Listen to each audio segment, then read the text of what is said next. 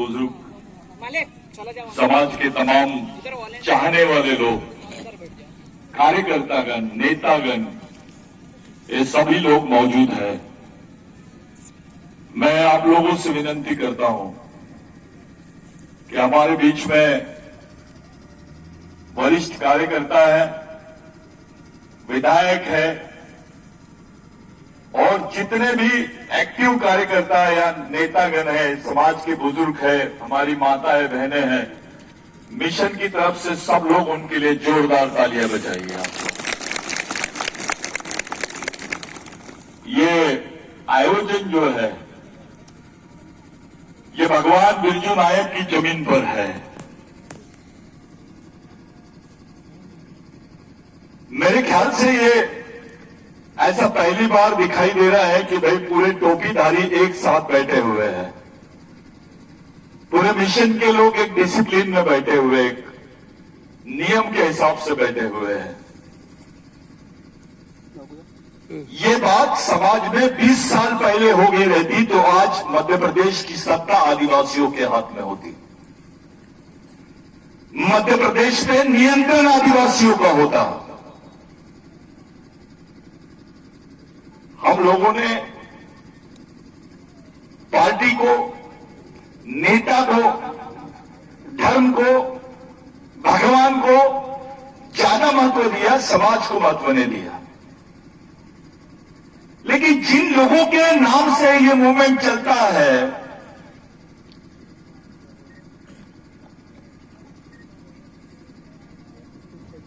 जिन क्रांतिकारी महामानव भगवानों के विचारों से ये मूवमेंट चलता है,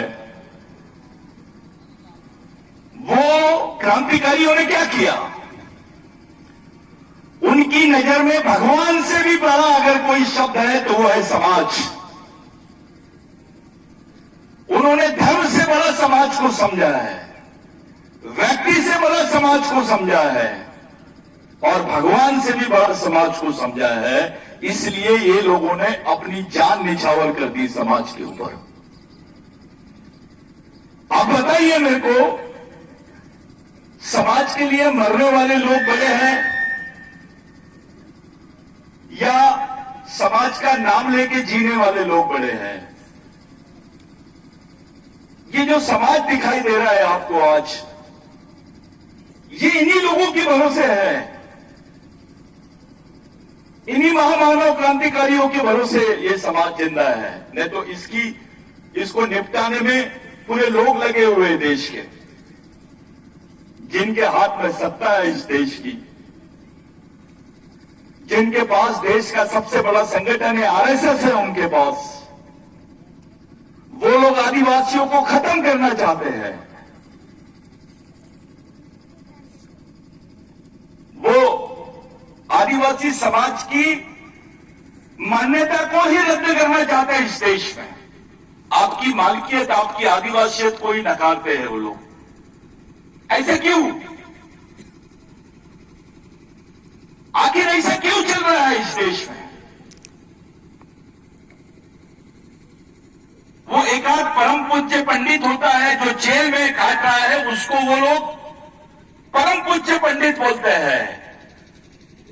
जो मेहनत नहीं करता है उसको श्री श्री परम पूज्य ऐसा नाम लेते हैं उनका, उनको संत बोलते हैं, राष्ट्रीय संत बोलते हैं। जो है ही नहीं उनको संत और भगवान की उपाधि देते हैं वो लोग। और जो कौम सिर्फ मेहनत पर अपने आप को गुजारा करती है, जो समाज मेहनत पे जीता है, जिसका नाम आदिवासी है, उनको ये लोग वनवासी बोलते हैं, उनको जंगली बोलते हैं, उनको मालिक बोलने से कतराते हैं और साथ में ये भी बोल रहे हैं कि देश उनका है।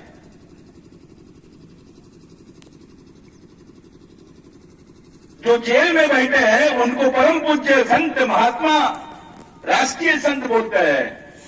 और जो आदिवासी है, जिसके बदौलत ये देश है, जिसकी मालिकियत इस देश पर है, जिसके जल जमीन जंगल पर अधिकार है, उस व्यक्ति को ये लोग वनवासी, जंगली बोलते हैं। इनका दोहरा मापदंड देख लीजिए आप।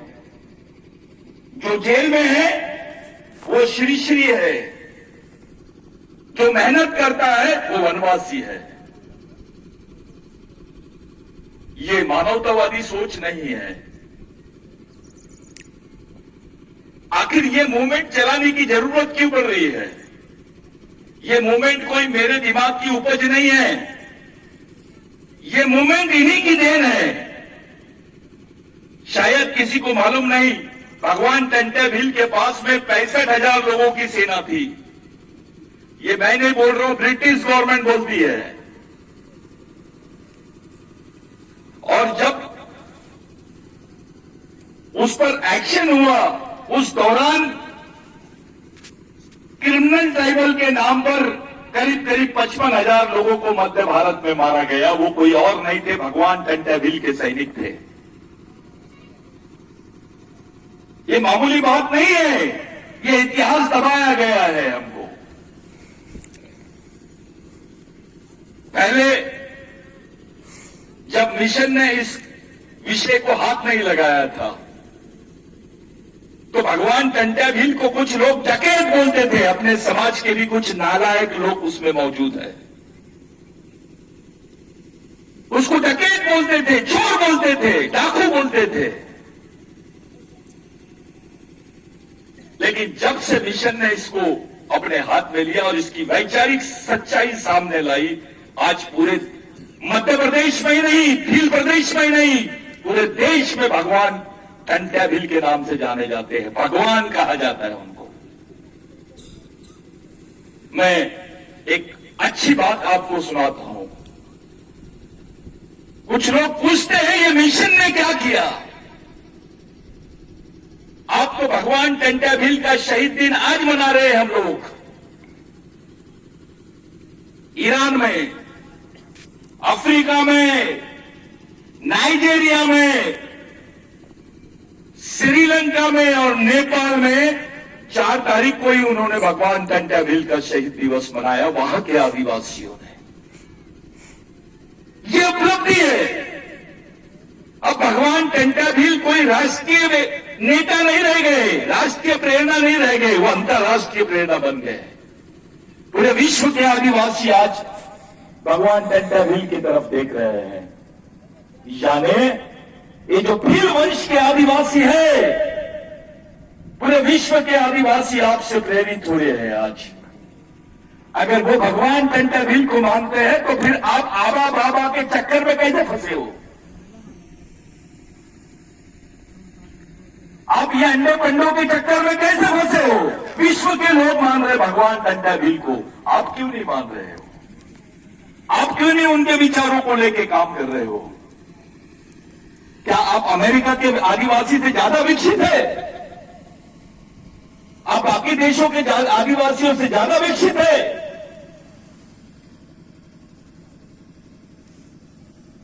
साथियों, ये चुनाव के दौरान एक बात मैंने अपने एक वीडियो में कह डाली।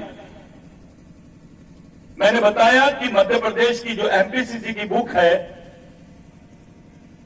उसमें भीलों की भाषा को आर्यवंशी की भाषा लिखा गया है। ये आर्यवंशी की भाषा करके इसको भीलों को आदिवासियों की लिस्ट से बाहर करने का षड्यंत्र रच रहे हैं। अभी यहां पर विधायक है, वो मिशन का ही है। अब ये उनकी जवाबदारी है कि जब बोलने का मौका मिले तो पहला शब्द यहीं से शुरू होना चाहिए, पहला प्रश्न यहीं से शुरू होना चाहिए कि जो भील भाषा है, भीली भाषा है, उसको आर्यों की भाषा यानी बाहर से आए भील, वो आदिवासी नहीं है, इस देश के मालिक नहीं है, ऐसा साबित करने का षड्यंत्र चालू है आप लोगों के खिलाफ में। मिशन ने इस बात को, बिरसा ब्रिगेड के मिशन ने इस बात को केवल राष्ट्रीय स्तर पर नहीं, अंतर्राष्ट्रीय स्तर पर भी उठाया है। ये योगदान है मिशन का। और बहुत जल्दी हो सकता है ये 26 जनवरी को ही उसका इनॉग्रेशन कर सके, हम उसका प्रकाशन कर सके। एक एंथ्रोपोलॉजी रिपोर्ट जो है भीलों पर, वो रिपोर्ट हम लोग पब्लिश करेंगे पूरे दमखम के साथ। भगवान टंटा भील की जो कर्म भूमि है पाताल पानी, वहीं पर जहां हम लोग सामाजिक दीक्षा लेते हैं, वो पूरे विश्व के लोगों के लिए, देश के जितने आरएसएस के लोग हैं उनके लिए होमवर्क रहेगा कि वो चैलेंज कर दे कि ये भील आदिवासी नहीं है, ये आर्य है। ऐसा साबित करने की जो कोशिश की जा रही है, आपको हिंदू बनाने की कोशिश की जा रही है। आपको एक हिंदुत्व के नाम पर सिर्फ आपको बोला जा रहा है हम हिंदू है, हम हिंदू है। आपके दिमाग में उस बात को बैठाया जा रहा है। इस देश में हिंदू धर्म, बौद्ध धर्म, सिख धर्म, ईसाई धर्म और कोई भी धर्म होगा, ये आदिवासी संस्कृति के 22,000 साल बाद में आए हैं। आपकी संस्कृति 20,000 साल पहले की संस्कृति है। जब धर्म पैदा नहीं हुआ था तब से आदिवासी संस्कृति का अस्तित्व है भारत में। यहां भगवान बाद में पैदा हुए हैं, पहले आदिवासी पैदा हुए हैं। वो लोग हैं आप, हमको खत्म करने का षड्यंत्र चालू है। हर मौके पे जहां जहां इनको मौका मिलता है वहां वहां हमारे लोगों को खत्म करते हैं। इलेक्शन में मैंने देखा सब लोग भूल गए कि जो 2024 को इन्होंने जो वन संरक्षण अधिनियम पास किया, जिसमें आदिवासियों की ग्राम सभा के अधिकार, आपकी जमीनों को कॉर्पोरेट कंपनियों को लीज पे देने का प्रावधान किया गया, आदिवासी क्षेत्रों में मिलिट्री लगाने की बात की गई, आपके ग्राम सभा, सरपंच, आपके वन अधिकार, जो वन अधिकार के तहत आपको जमीन मिलती थी, वो सब जमीनों के प्रावधानों को खत्म कर दिया गया। हमारे आदिवासी नेता बीजेपी में भी है। क्या आप समाज को भूल गए? क्या आप उस खून को भूल गए, अपने डीएनए को भूल गए? जिस कौम में आप पैदा हुए उस कौम से गद्दारी क्यों? इसलिए कि कौम गरीब है, इसलिए कि कौम के लोग डरे हुए हैं, इसलिए कि थोड़े कम पढ़े लिखे हैं, संगठित नहीं है करके आप समाज का साथ नहीं देना चाहते हो और बाकी लोगों का साथ दे रहे हो जो समाज को खत्म करने के पीछे पड़े हैं, जिनको आदिवासी नाम, आदिवासी संस्कृति और आदिवासी आदमी इस देश में नहीं चाहिए। इन्होंने हिंदू भारत का नाम घोषणा कर दिया है। हिंदू भारत का मतलब होता है आदिवासी मुक्त भारत, बगैर आदिवासियों के भारत। अबे जो इस देश का मालिक है, जो इस देश की जल जमीन जंगल का पहला नागरिक है, उसी को खत्म करने का षड्यंत्र चालू है इस देश में। साथियों, ये मिशन के माध्यम से ही बोला जाता है हर जगह, पूरे देश भर में, कि सरकार बोल रही है भारत में आदिवासी नहीं रहते हैं। संयुक्त राष्ट्र संघ में बोल रहे हैं कि भारत में आदिवासी नहीं रहते हैं। इसका मतलब दूसरा यह होता है कि आदिवासी भारत के नागरिक नहीं है। ये आपकी पहचान को ही नहीं, आपकी नागरिकता को खत्म करने की नींव रख रहे हैं। अभी डिलिस्टिंग का नया नाटक इन्होंने शुरू किया है। ये बोल रहे हैं जो क्रिश्चियन बन गए हैं वो आदिवासी नहीं है, जो मुस्लिम बन गए हैं वो आदिवासी नहीं है। तो भाई मुस्लिम भी धर्म है, क्रिश्चियन भी धर्म है और हिंदू भी धर्म है। अगर आप ऐसा बोलना चाहते हो कि जो क्रिश्चियन है वो आदिवासी नहीं है, जो मुस्लिम है वो आदिवासी नहीं है, तो आप उस किस बिना पे बोलोगे कि जो हिंदू है वो आदिवासी है? क्योंकि आदिवासियों की संस्कृति तो बहुत अलग है। हाँ, ये बात सही है कि कुछ हिंदू भगवानों को आदिवासी मानता है, आदिवासी मुस्लिम पीरों को भी मानता है, आदिवासी क्रिश्चियनों के कोई चर्च दिखे उसको भी नमस्ते कर लेता है, उसको उससे कोई प्रॉब्लम नहीं है, सबका सम्मान करता है। हमारे बुजुर्गों को मालूम भी नहीं था, पढ़ना लिखना नहीं आता था, स्कूलों में जाते थे, उनके आगे हिंदू लिखते थे।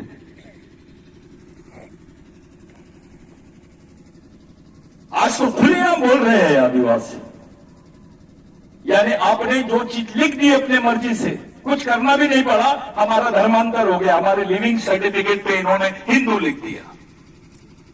आदिवासी क्यों नहीं लिखा?